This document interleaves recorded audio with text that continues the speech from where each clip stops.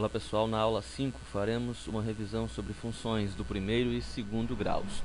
Mas antes disso, vamos só dar uma olhada na definição de função polinomial. Tal qual para polinômios, seja n um número inteiro não negativo e sejam a0, a1, a2, a3, a n-1, a n, números reais, sendo a n diferente de zero. A função polinomial é aquela dada por f de x igual a n que multiplica x elevado a n, mais a n-1 que multiplica x elevado a n-1, até chegarmos em a2 que multiplica x quadrado, mais a1 que multiplica x, mais a0, de onde o grau da função é n e o coeficiente principal é a n. Funções polinomiais são definidas e contínuas sobre todos os números reais.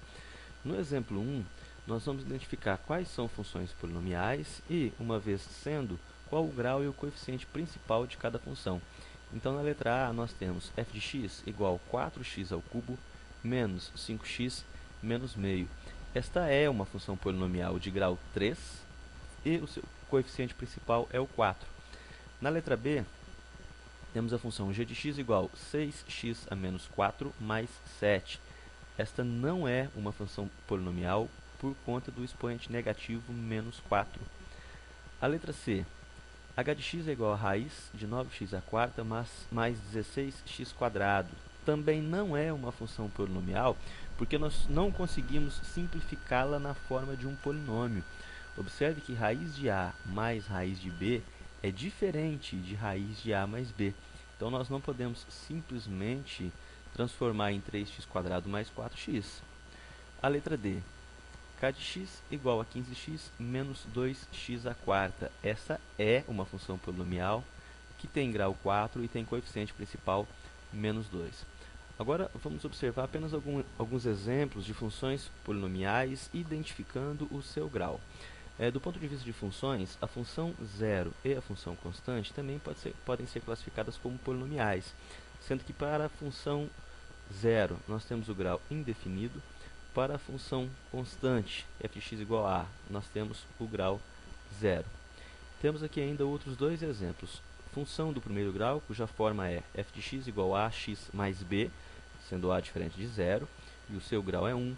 Função do segundo grau, cuja forma é f de x igual a x quadrado mais bx mais c, sendo a diferente de zero, cujo grau é 2, e assim por diante. Bom, vamos dar uma olhada agora nas equações que representam funções de primeiro grau. Nós já vimos que elas são funções polinomiais de grau 1 dadas pela forma f de x é igual a x mais b. A equação fundamental de uma função do primeiro grau é a vista a seguir. A é igual a y menos y0 sobre x menos x0. Vamos olhar no gráfico para entender essa equação. Então, nós temos uma reta determinada por dois pontos. Um ponto que eu vou chamar de P0, que possui coordenadas x0 e y0. E um ponto que eu vou chamar de P, que possui coordenadas x e y. O A representa o coeficiente angular da minha reta, ou seja, a tangente do ângulo que determina a inclinação dessa reta. Se nós fizermos um triângulo, nós vamos encontrar aqui embaixo o que seria o meu cateto adjacente, ou seja, o x menos o x0. E vamos encontrar aqui do outro lado, que seria o meu cateto oposto, ou seja, o y menos y0. Portanto, o meu A, a tangente do meu ângulo, vai ser dado por cateto oposto sobre cateto adjacente. Y menos y0 sobre x menos x0. Só reorganizando essa equação e trocando o x menos x0 de lado, nós temos que y menos y0 é igual a que multiplica x menos x0. Agora nós vamos considerar uma outra reta passando por um ponto conhecido do eixo y. Esse ponto eu chamei de 0b. Ele possui coordenada 0 em x e a coordenada de y eu dei o nome de b. Nós podemos, a partir dessa reta, encontrar aquilo que se chama de equação reduzida da reta. Então, nós pegamos a equação que nós tínhamos anteriormente. Y menos y0 é igual a que multiplica x menos x0. E substituímos os valores que nós conhecemos. O y0, ou seja, a coordenada y no primeiro ponto, nós chamamos de b. E o x0, que é a coordenada x do primeiro ponto, nós chamamos de 0. Fazendo a distributiva aqui, nós vamos ter ax e vamos ter zero. Portanto, podemos escrever y menos b é igual a ax. Organizando esta expressão, nós temos então a equação reduzida da reta, que é y é igual a ax mais b. Eu só faço uma observação que alguns livros, ao invés de a, utilizam a letra m para designar o coeficiente angular.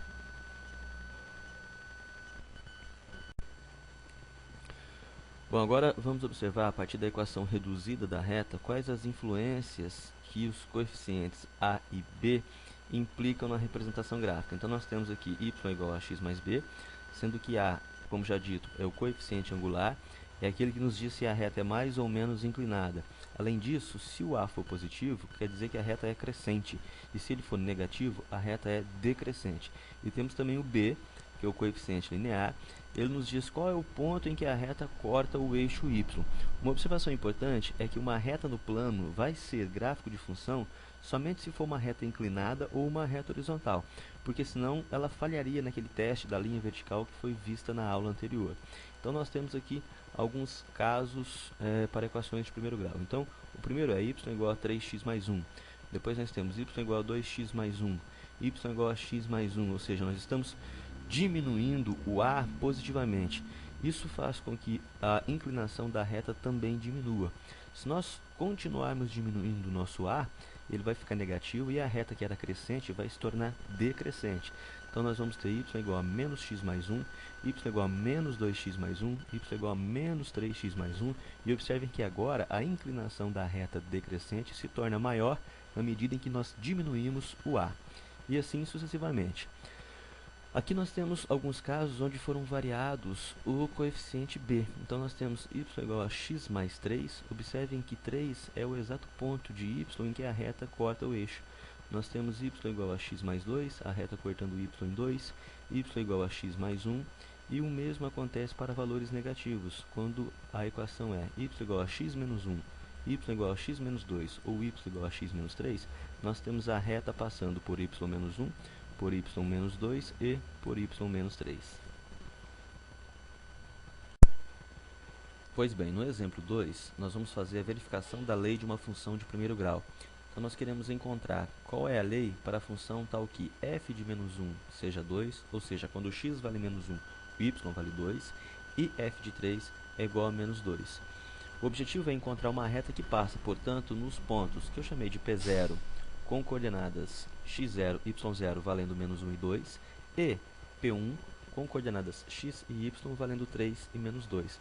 O que faremos é resgatar a equação fundamental da reta, ou seja, a é igual a y menos y0 sobre x menos x0, e substituir as coordenadas que nós conhecemos. O y vale menos 2, o y0 vale 2, o menos já fazia parte da equação, o x vale 3, e o x0 vale menos 1. Efetuando as operações, descobriremos que o coeficiente angular dessa reta é menos 1.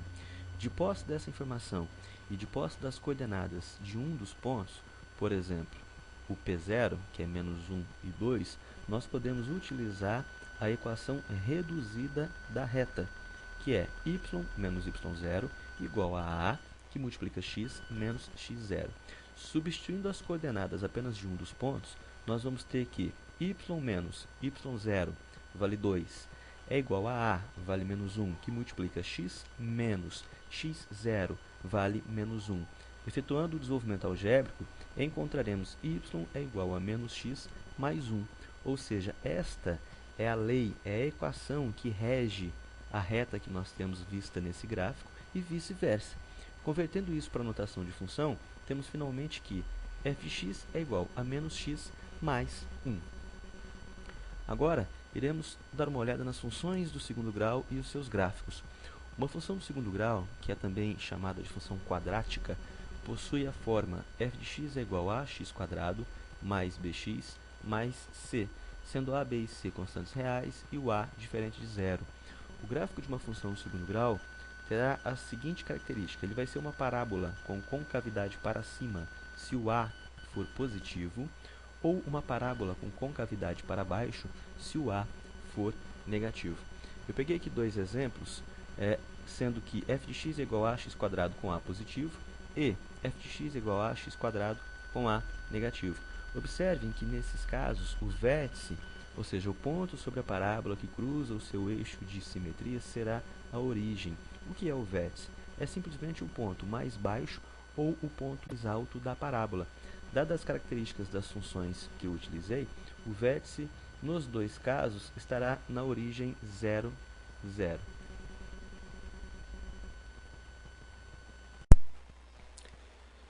Vamos agora analisar a influência dos coeficientes a, b e c em alguns casos de funções quadráticas. Então, primeiramente, vamos pegar a função f de x é igual a ax quadrado. Observe que na medida em que nós aumentamos o valor de a, diminuímos a abertura da parábola. No segundo caso, pegaremos a função f de x é igual a x quadrado mais bx. Observem que agora, aumentar b implica em deslocar a parábola para baixo e para a esquerda.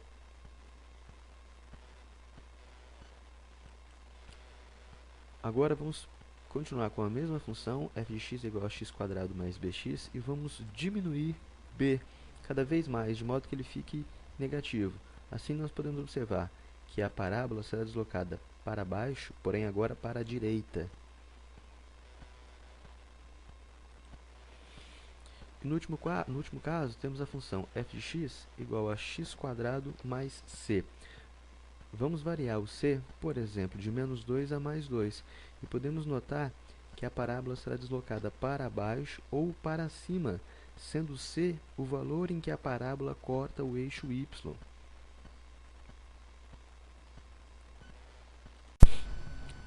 Ainda tratando dos gráficos de funções do segundo grau, quando nós queremos encontrar o eixo de simetria e o vértice de uma parábola, em geral nós utilizamos a forma canônica da função, que é dada por a, que multiplica x menos h quadrado mais k. Fazendo a expansão disso aqui, nós temos que primeiro olhar para o produto notável. Aqui teremos o quadrado do primeiro, menos 2 vezes o primeiro vezes o segundo, mais o quadrado do segundo. Fazendo a distributiva, nós temos a, que multiplica x quadrado, a, que multiplica menos 2hx, está aqui, e a, que multiplica h quadrado, está aqui. Quando olhamos para essa linha, nós vemos algo muito parecido com a forma padrão de equações quadráticas, ou seja, ax quadrado mais bx mais c. De onde nós podemos concluir que o b vale menos 2ah, e o c é o ah quadrado mais k. Se nós isolarmos essas novas variáveis h e k, nós vamos observar que h é menos b sobre 2a e k vale c menos ah ao quadrado. O h representa o eixo de simetria, ou seja, é o valor de x que condiz com o eixo de simetria da parábola. Nesse exemplo aqui, ó, é esse x tracejado que nós temos aqui. E o hk é exatamente o par ordenado que representa o vértice, ou seja, h é o x do vértice e o k é o y do vértice. Observe que nós temos um exemplo numérico aqui. Nós vamos encontrar vértice e eixo de simetria da função f de x é igual a menos 3x quadrado mais 6x menos 5.